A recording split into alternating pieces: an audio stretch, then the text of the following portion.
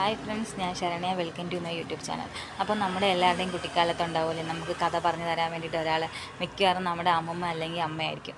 അപ്പോൾ എനിക്ക് കഥ പറഞ്ഞു തന്നിട്ടുള്ള എൻ്റെ അമ്മയാണ് കേട്ടോ. അമ്മയ്ക്ക് ആകെ ഒരു കഥയാണ് അറിയാവുന്നത്, പക്ഷേ അത് കേൾക്കുമ്പോൾ എനിക്ക് ഭയങ്കര അത്ഭുതമാണ്. അപ്പോൾ ഞാൻ വീണ്ടും വീണ്ടും ആ കഥയെക്കുറിച്ച് ചോദിച്ചുകൊണ്ടേയിരിക്കും. അപ്പോൾ ആ കഥ കേട്ട് തന്നെയാണ് ഞാൻ ഉറങ്ങാറ് കേട്ടോ. സ്കൂളിൽ ചെന്നിട്ട് ഞാൻ എൻ്റെ കൂട്ടുകാരോടൊക്കെ ഈ കഥ പറഞ്ഞു കൊടുക്കാറുണ്ട്.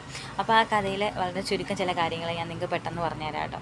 അതായത് ഒരു അമ്മ തൻ്റെ മകനെ വളരെ കഷ്ടപ്പെട്ട് വളർത്തി. ആ അമ്മയ്ക്ക് സ്വന്തമായിട്ട് ഈ മകൻ മാത്രമാണ് ഉണ്ടായിരുന്നത്. അങ്ങനെ ഈ മകന് കൂട്ടായിട്ടുണ്ടായിരുന്നത് ഒരു പൂച്ചയും അതുപോലെ തന്നെ ഒരു പാമ്പിൻ്റെ കുഞ്ഞുമാണ്.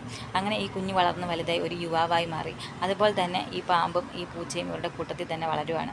അങ്ങനെ ഇരിക്കെ ഈ പാമ്പ് ഒരു സാഹചര്യത്തിൽ ഈ യുവാവിനോട് പറയുകയാണ്, നീ എന്നെ രാജകൊട്ടാരത്തിൽ കൊണ്ടു കൊടുക്കണം. അപ്പോൾ രാജാവ് നിന്നോട് എന്ത് പ്രതിഫലം ചോദിച്ചാൽ നീ രാജാവിൻ്റെ കയ്യിൽ മോതിരം ആവശ്യപ്പെടണമെന്ന് പറയുവാണ്. അങ്ങനെ ഈ യുവാവ് വളരെ പേടിയോടുകൂടെ ഈ പാമ്പുമായിട്ട് രാജകൊട്ടാരത്തിലെത്തി. അങ്ങനെ രാജാവ് പ്രതിഫലമായിട്ട് ഈ മോതിരം തന്നെ ഈ യുവാവിന് കൊടുക്കുകയാണ്. അങ്ങനെ ഈ മോതിരത്തിനൊരു ശക്തി എന്ന് വെച്ചാൽ നമ്മൾ കയ്യിലിട്ടിട്ട് എന്ത് ആഗ്രഹിച്ചാലോ നടക്കും കേട്ടോ. അങ്ങനെ ഈ യുവാവ് ഈ മോതിരമായിട്ട് വീട്ടിൽ വന്നിട്ട് തങ്ങൾക്കൊരു കൊട്ടാരം ആവശ്യപ്പെടുവാണ്. അങ്ങനെ കൊട്ടാരത്തിൽ ഒരു രാജകുമാരനായിട്ട് ഈ യുവാവ് ജീവിക്കുകയാണ്. അങ്ങനെ തന്നെ ഒരു രാജകുമാരിയും വിവാഹം കഴിക്കുകയാണ്. അങ്ങനെ ഇവർ സന്തോഷത്തോടെ ജീവിക്കുന്ന സാഹചര്യത്തിൽ ഒരു മന്ത്രവാദിനി ഈ മോതിരത്തെക്കുറിച്ച് അറിയുകയാണ്.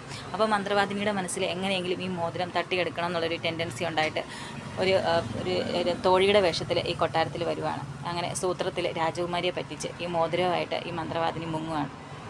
അങ്ങനെ തൻ്റെ കൊട്ടാരവും തൻ്റെ മോതിരവും എല്ലാം നഷ്ടപ്പെട്ട രാജകുമാരൻ ഒരു ഭ്രാന്തനെ പോലെ ഇരിക്കുന്ന സാഹചര്യത്തിൽ നമ്മുടെ പൂച്ചയും അതുപോലെ തന്നെ പാമ്പും വന്ന് ഈ രാജകുമാരനെ രക്ഷിച്ച് അതുപോലെ ഈ മന്ത്രവാദിനിയിൽ നിന്ന് ആ മോതിരം തിരിച്ചു കൊടുക്കുന്നതാണ് ഇതിൻ്റെ ക്ലൈമാക്സ് കേട്ടോ.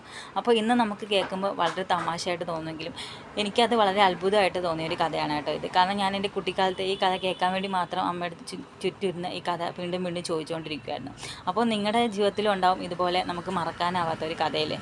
അപ്പോൾ നിങ്ങൾക്ക് എൻ്റെ വീഡിയോ ഇഷ്ടപ്പെട്ടാൽ നിങ്ങൾ സബ്സ്ക്രൈബ് ചെയ്യുക, ലൈക്ക് ചെയ്യുക, സപ്പോർട്ട് ചെയ്യുക. നിങ്ങളുടെ അഭിപ്രായങ്ങൾ എനിക്ക് കമൻറ്റ് ബോക്സിൽ രേഖപ്പെടുത്തണം കേട്ടോ.